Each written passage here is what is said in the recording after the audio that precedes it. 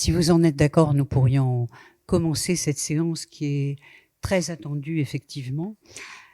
Merci à toutes et à tous d'être là. Nous sommes très heureux d'ouvrir cette plateforme aujourd'hui, car il y a un besoin important parmi tous les acteurs, quels qu'ils soient, de mieux comprendre pour mieux prévenir, particulièrement ces usages problématiques de protoxyde d'azote.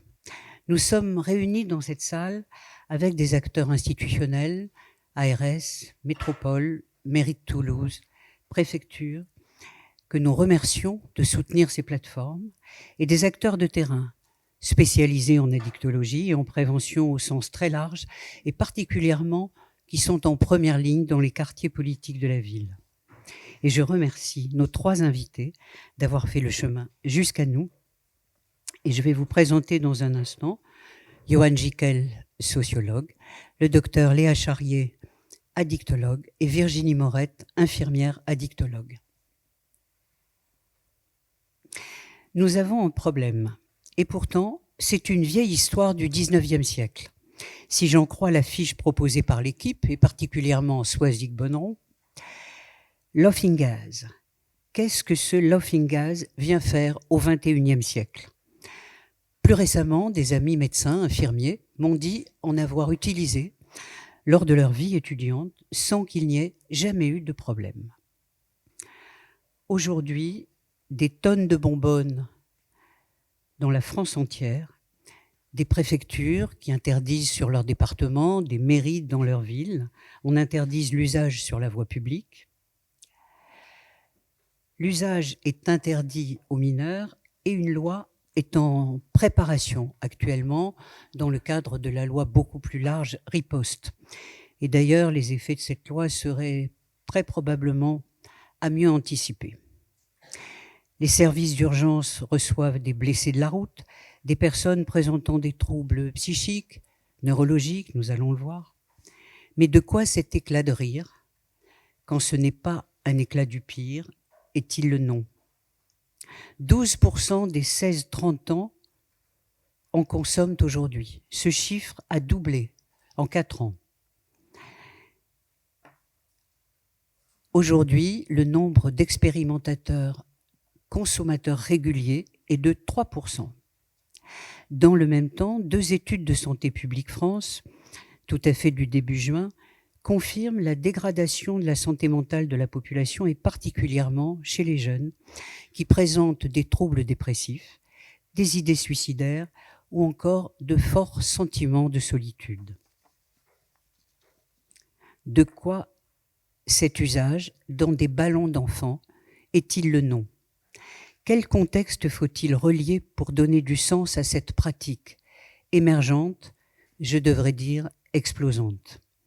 Dans le même moment, et pour la première fois, les usages d'alcool et de cannabis infléchissent leur courbe. Pourquoi cette nouvelle consommation gagne-t-elle tant de terrain ? Son coût, son accessibilité, son image, ses effets ?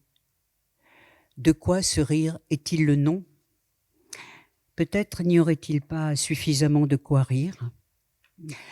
Que faire aujourd'hui pour mieux prévenir, pour mieux soigner, pour mieux anticiper ce phénomène, pour mieux le comprendre et réduire les risques surtout, puisque ces usagers ne viennent pas nous rencontrer dans les centres de soins. Pour répondre à nos interrogations, nous avons choisi 3 invités et nous allons commencer avec la docteure, Léa Charrier. Léa Charrier est praticien hospitalier au CHU de Toulouse, au service d'addictologie, à l'équipe de liaison et de soins en addictologie.